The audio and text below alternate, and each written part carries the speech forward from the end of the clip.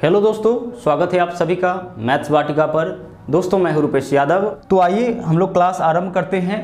सबसे पहले तो हम आपको बता दें कि मैथ और रीजनिंग पूरी तरह से नंबर्स के ऊपर आधारित है, संख्याओं के ऊपर आधारित है। तो सबसे पहले हम लोग संख्याओं के बारे में जानेंगे और फिर उसके बाद इस पे आधारित जो भी क्वेश्चंस पूछा गया है, जो भी क्वेश्चन बनता है, जैसे आप देख सकते हैं इन सभी जगहों से क्वेश्चन पूछा जाता है। देख सकते हैं परिमेय, अपरिमेय संख्या, वास्तविक संख्या, अवास्तविक संख्या, जुड़वाभाग संख्या, त्रिभुजाकार संख्या, परिपूर्ण संख्या, जितने भी प्रकार के आप यहाँ पे देख रहे हैं ना, इन सभी जगह से क्वेश्चंस पूछे जाते हैं। तो आज तो हम लोग इसको डिटेल में समझेंगे, लेकिन कल इस पे आधारित हम लोग क्वेश्चन को देखेंगे। ठीक है, चलिए। और उस क्वेश्चन का आपको पीडीएफ यहां से मिलता रहेगा। जो भी क्वेश्चंस हम आपको कराएंगे उसका पीडीएफ आपको मिलता रहेगा। मैथ वाटिका एप्लीकेशन पर ही आपको पीडीएफ मिलेगा। ओके, चलिए। तो आइए नंबर्स के बारे में हम लोग जानते हैं। सबसे पहला है हमारा प्राकृत संख्या, यानी इसको हम लोग बोलते हैं नेचुरल नंबर। अगर हम आपसे कहे कि आप गिनती करो, काउंटिंग करो, तो आप गिनती नेचुरली कहाँ से शुरू करोगे? आप बोलोगे कि सर हम गिनती नेचुरली 1 से शुरू करते हैं। कोई भी चीज़ गिनने के लिए बोलेंगे तो आप शुरू करिएगा 1 2 3 4 5 6। तो जो भी गिनती की संख्या होती है ना, वही प्राकृत संख्या कहलाती है। तो प्राकृत संख्या आपका आरंभ कहाँ से होगा? 1 से आरंभ होगा और कहाँ तक जाएगा? अनंत तक जाएगा। प्राकृत संख्या शुरू होगा 1 से और जाएगा कहाँ तक? अनंत तक जाएगा। आगे देख लीजिए, एक छोटी सी कहानी है प्राकृत संख्या और पूर्ण संख्या को लेकर के। जैसा कि आप सबको पता होगा कि आर्यभट्ट जी ने, भारत के ही एक साइंटिस्ट थे जिन्होंने जीरो को खोजा। इससे पहले जीरो नहीं था। जैसे पहले संख्या जो है मात्र 1 से लेकर के 9 तक था। 1 2 3 4 5 6 7 8 9, उसके बाद आगे संख्या नहीं था।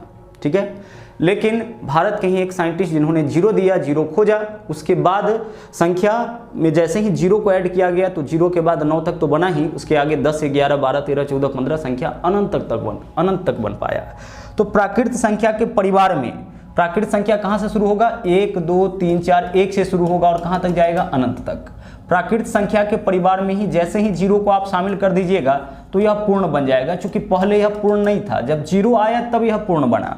ठीक है, तो इसलिए पूर्ण संख्या आपका आरंभ होता है जीरो से। पूर्ण संख्या कब बोलेंगे? जब प्राकृत संख्या के परिवार में जीरो को शामिल किया गया।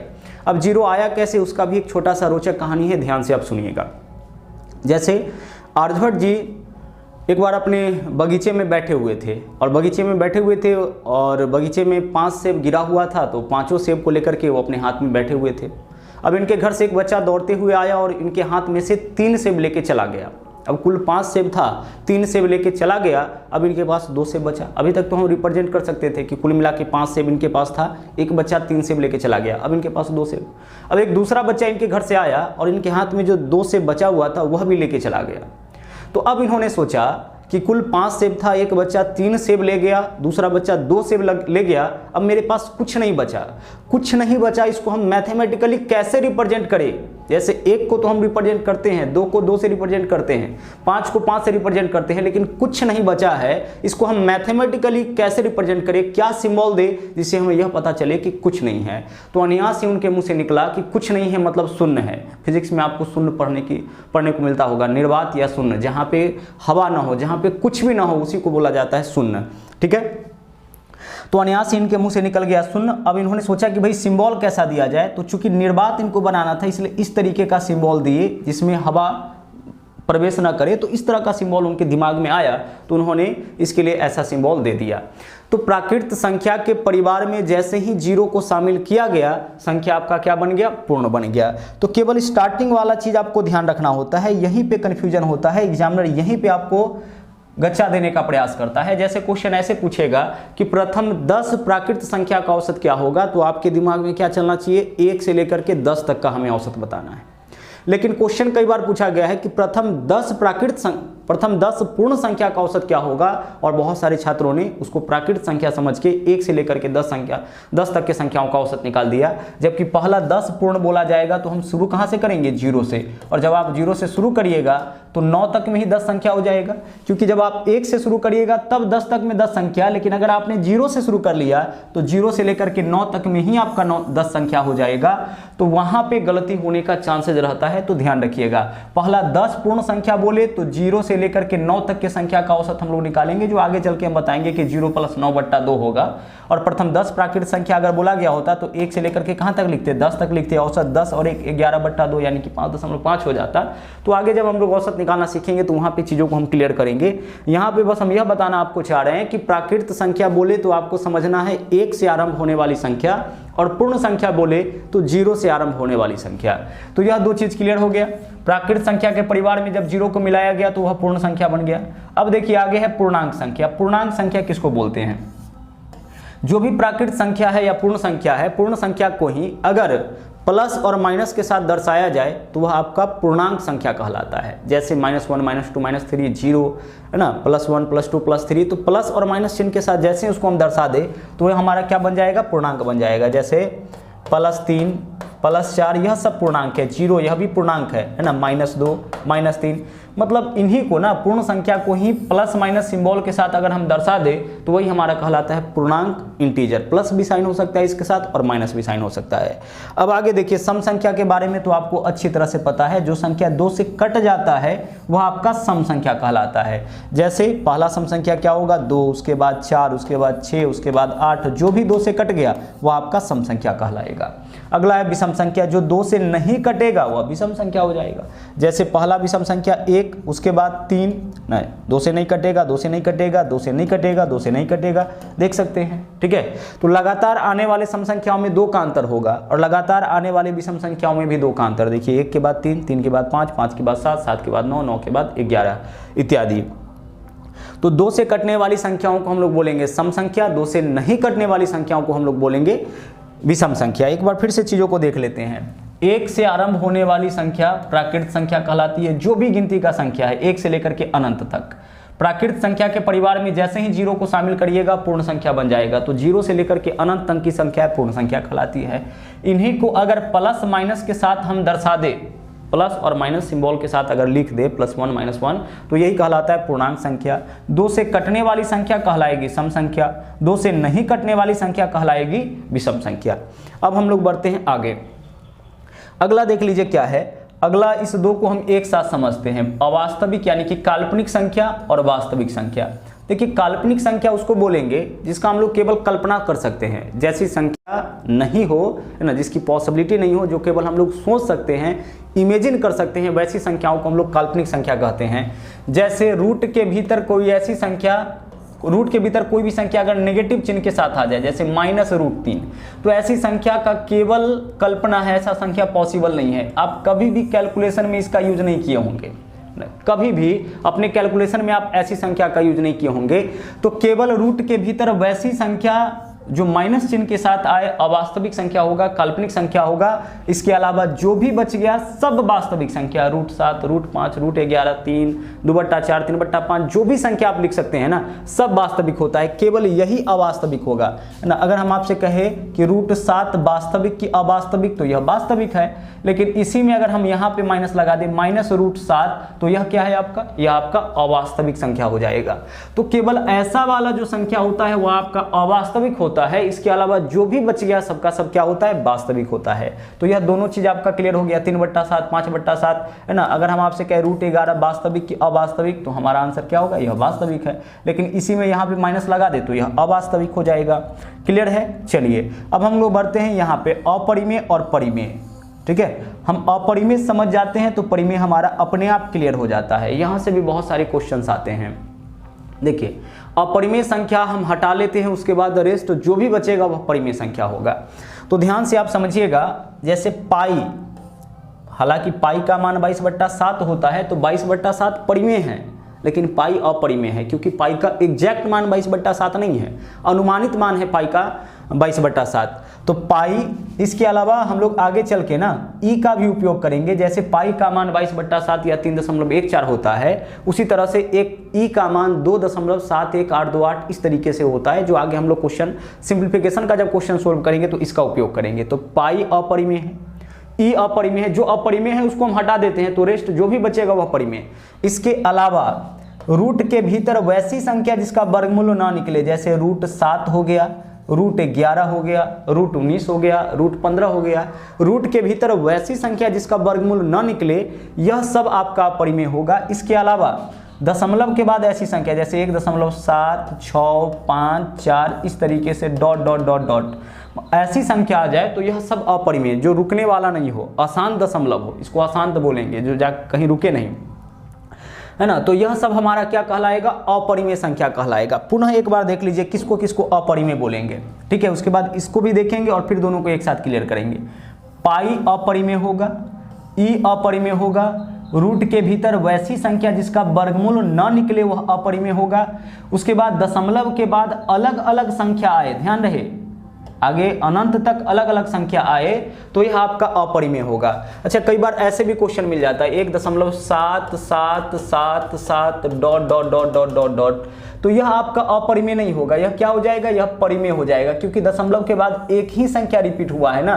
तो इसके लिए हम ऐसे लिखते हैं 7 और इसको हटाने, यहाँ इसके ऊपर रेखरिंग, ठीक है, और एक दशमलव के स्थान पर प्लस, रेखरिंग हटाने के लिए बट्टा में 9, यानी कि कुल मिला के ना इसको हम लोग भिन्न के रूप में रिप्रेजेंट कर लेते हैं। तो दशमलव के बाद अगर एक ही संख्या आए तब तो यह परिमेय होगा, लेकिन दशमलव के बाद अलग अलग संख्या आए तब यह क्या होगा? अपरिमेय। दशमलव के बाद एक ही संख्या आए 1.33333333 इस तरीके से, तो उसको हम भिन्न के रूप में बना सकते हैं। जिसको हम भिन्न के रूप में नहीं लिखते हैं वही अपरिमेय होता है, जिसको p/q के रूप में नहीं लिख सकते हैं वही अपरिमेय होता है।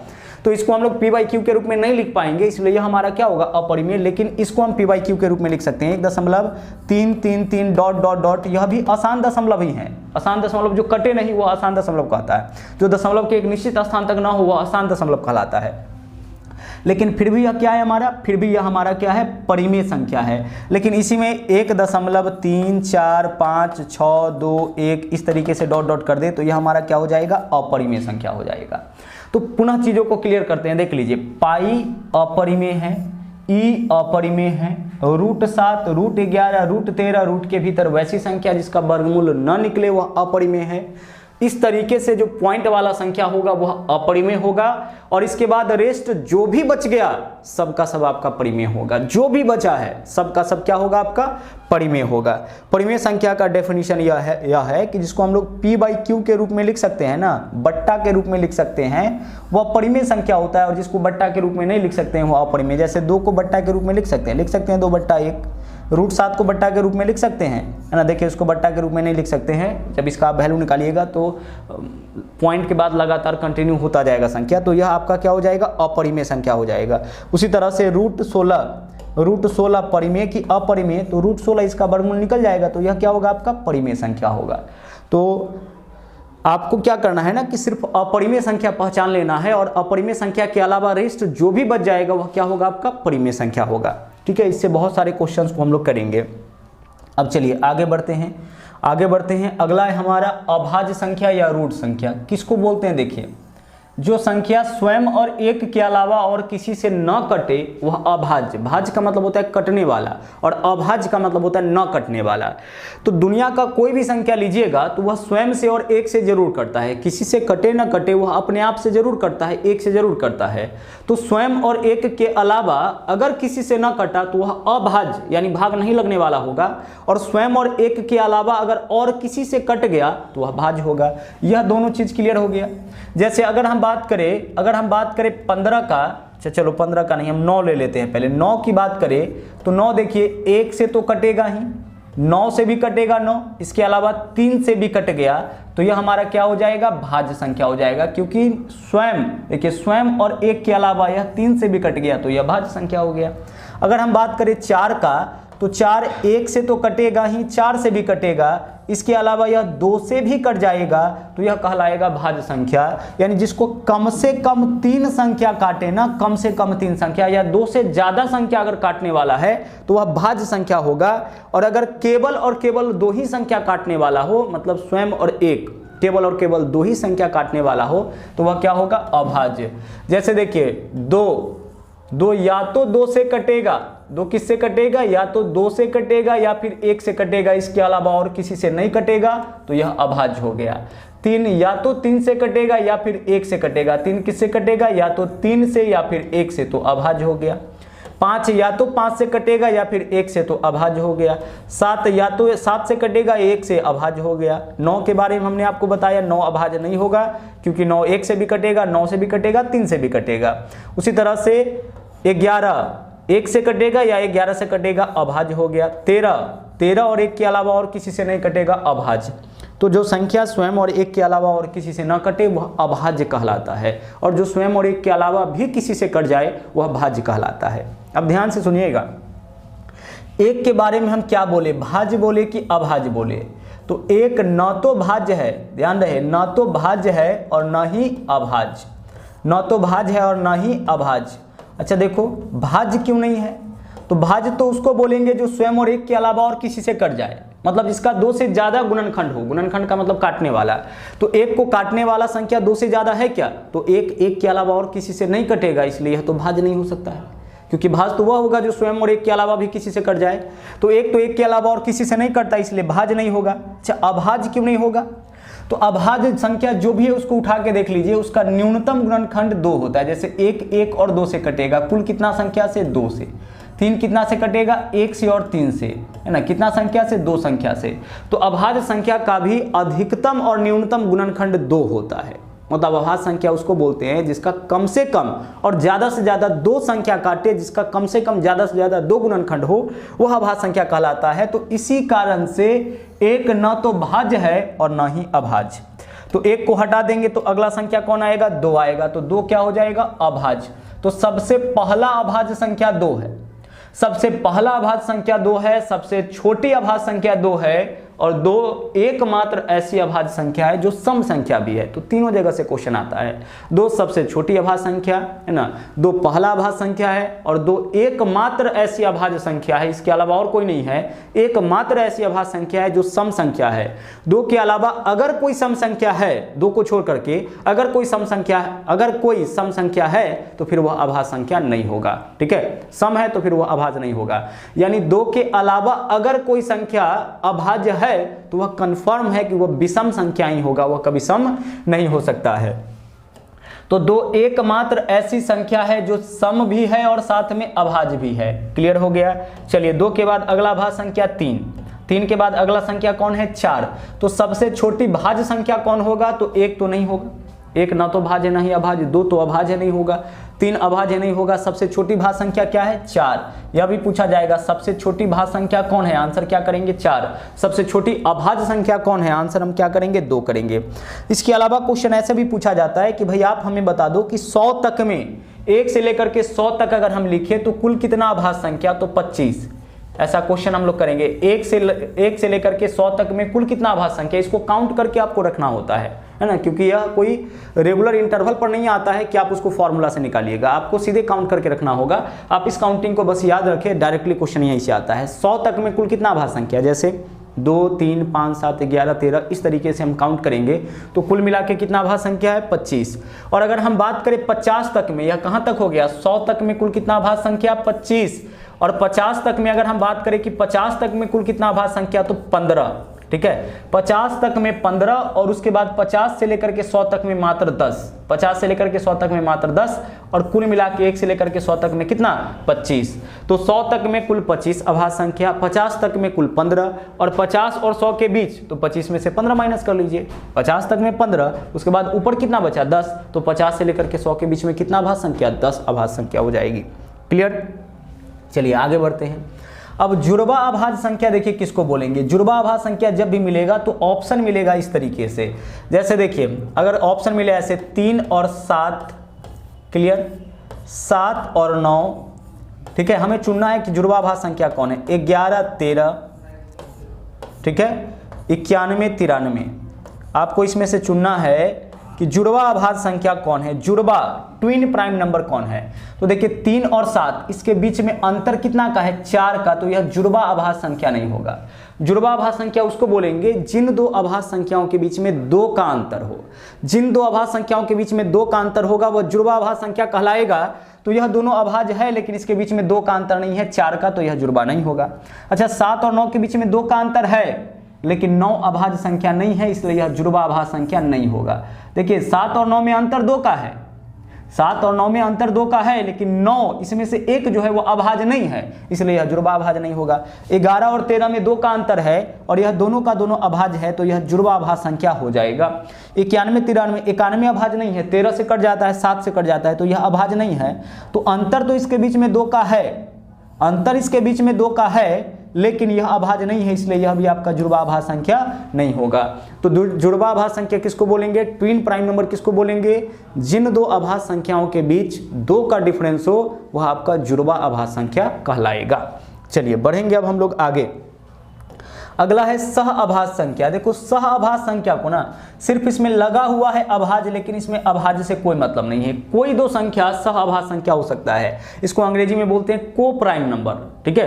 कोई दो संख्या सह अभाज्य संख्या हो सकता है अगर वह दोनों संख्या केवल एक से कटे, इसके अलावा और किसी से ना कटे।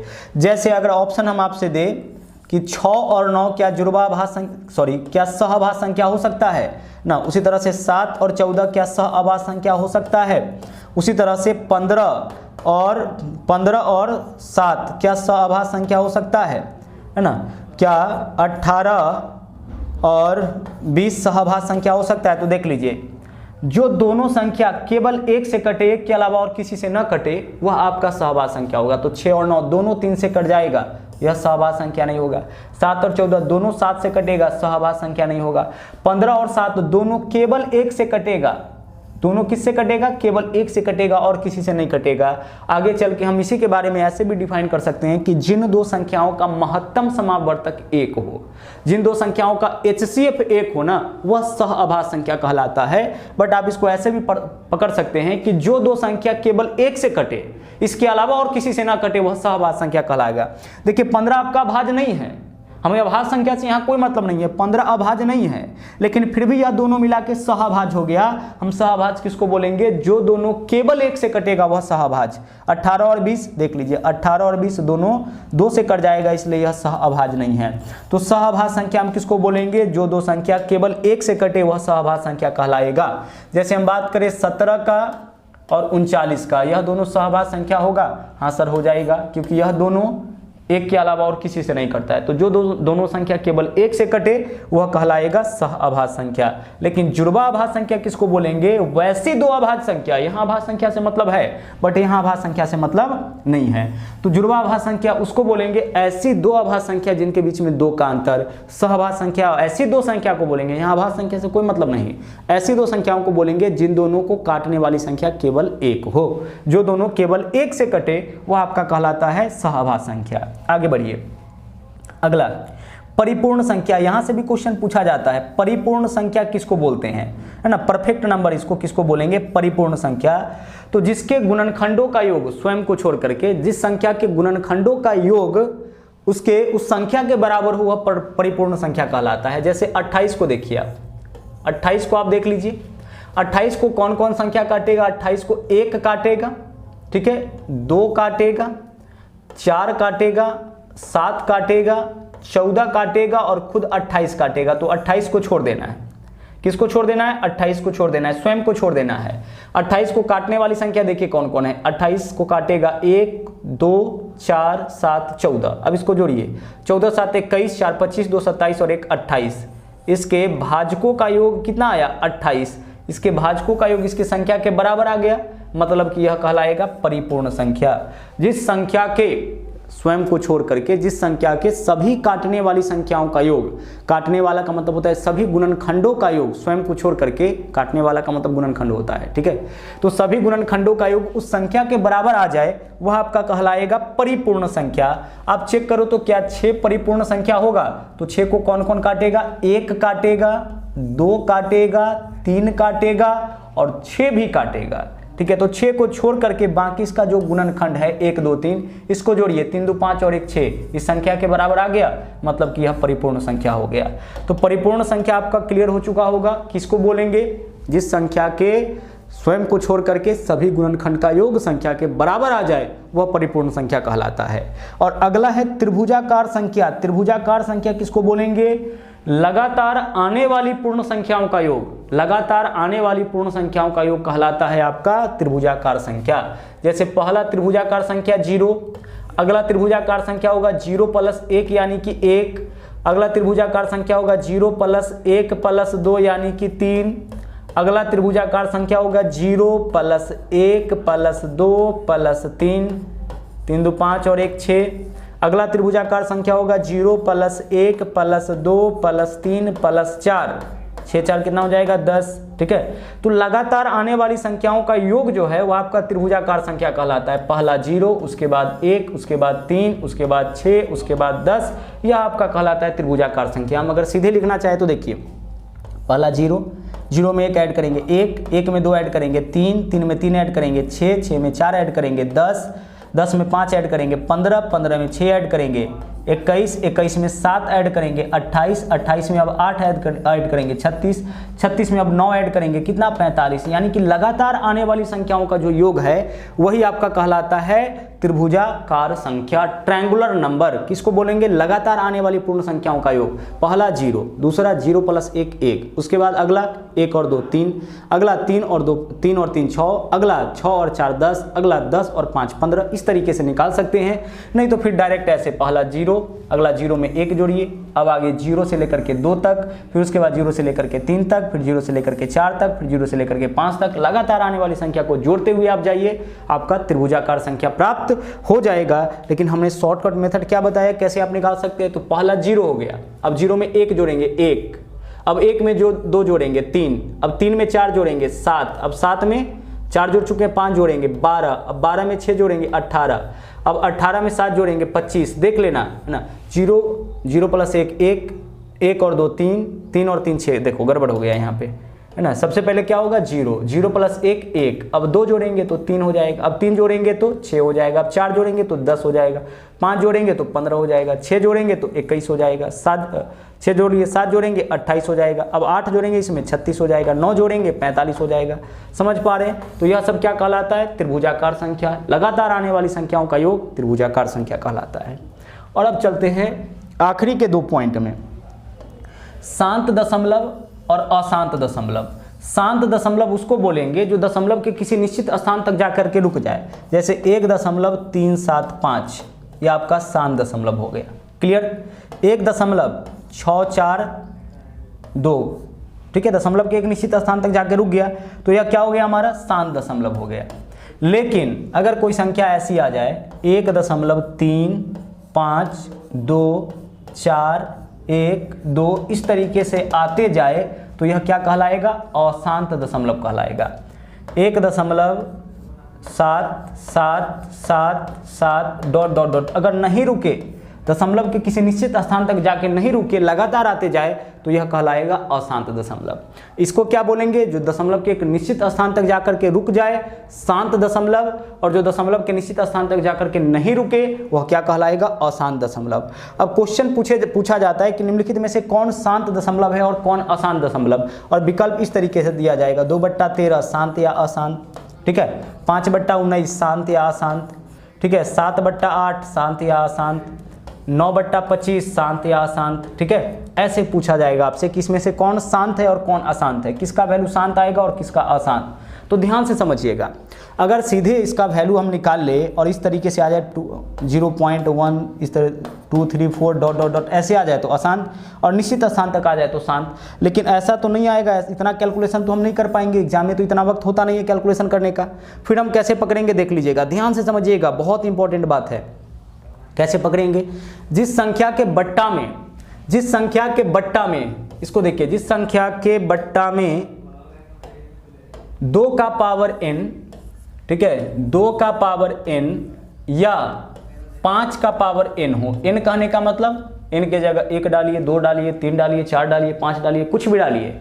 जिस संख्या के बट्टा में 2 रहे, 2 का स्क्वायर 4 रहे, 2 का क्यूब 8 रहे, 2 का पावर 4 16 रहे, 2 का पावर 5 32 रहे, 2 का पावर 6 64 रहे, मतलब 2 का पावर n रहे या 5 का पावर n, यानी 5 का पावर 1 5, 5 का पावर 2 25, 5 का पावर 3 125, 5 का पावर 4 625, 5 का पावर 5। इस तरीके से जिस संख्या के बट्टा में 2 का पावर n या 5 का पावर n हो, तो वह शांत दशमलव हो जाएगा, वह दशमलव के किसी निश्चित स्थान तक जाकर के कट जाएगा।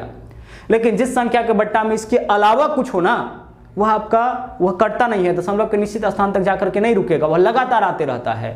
तो यह आपका पहचान हो गया शांत का और अशांत का। तो देखिए यहाँ देखिए इसके बट्टा में क्या है 8, 2 का पावर n है, 2 का पावर 3 करेंगे 8 हो जाएगा, मतलब यह क्या हो जाएगा हमारा शांत दशमलव। यहाँ देखिए इस संख्या के बट्टा में 5 का स्क्वायर है, तो 5 का पावर n है, तो यह क्या हो जाएगा शांत दशमलव। यहाँ देखिए इसके बट्टा में 2 का पावर n या 5 का पावर n नहीं है, तो यह क्या हो जाएगा अशांत दशमलव। इसके बट्टा में देखिए 2 या 5 का पावर n नहीं है, तो यह क्या हो जाएगा अशांत दशमलव। अब वैल्यू निकाल करके चेक कर सकते हैं, है ना। छोटे से एग्जाम्पल से हम वैल्यू निकाल के चेक करते हैं। जैसे आप 1/3 करिए, भाग दे के देखिए 0 ये होगा ना 10, 3 तिया 9, 3 तिया 9, 3 तिया 9, 3 तिया 9, 3 तिया 9 आता जाएगा। अब आप क्या करो ना, एक में और कोई भी संख्या से भाग करके देखो। अब आप एक में 2 से भाग करो, कितना हो जाएगा 0.5, वैल्यू आ गया ना निश्चित स्थान तक। अब एक में 4 से भाग करो 0.25, देखिए शांत दशमलव का एग्जाम्पल हो गया सर। अब आप एक में 8 से भाग करो, देखिए 0.10 होगा ना, 8 एकम 8, 2 8 दूना 16, 8 पंचे निश्चित स्थान तक जाकर के कट गया। तो किसी भी संख्या के बट्टा में अगर 2 का पावर 1 या 2 का पावर 2 या 2 का पावर 3 या 2 का पावर 4 है ना, या देखो 1/5 करो, वैल्यू निकालोगे तो क्या हो जाएगा 0.2, दशमलव के निश्चित स्थान तक जाकर के रुक गया। तो बट्टा में अगर 2 का पावर n या 5 का पावर n कुछ भी रहे तो वह शांत दशमलव होगा, और इसके अलावा जो भी बचेगा यानी बट्टा में इसके अलावा कोई दूसरा संख्या आ जाए तो वह आपका अशांत दशमलव होगा। तो आज हम लोगों ने संख्याओं के बारे में बहुत ही अच्छी तरीके से पढ़ा है, सीखा है। आप कमेंट करके जरूर हमें बताइएगा कि आज का क्लास आपको कैसा लगा। कल हम लोग इसी पे आधारित जो इंपॉर्टेंट क्वेश्चंस पीछे के एग्जाम में पूछे गए हैं उन क्वेश्चंस को लेकर के आपके बीच हम उपस्थित होंगे। आज के लिए इतना ही। Thank you. जय हिंद।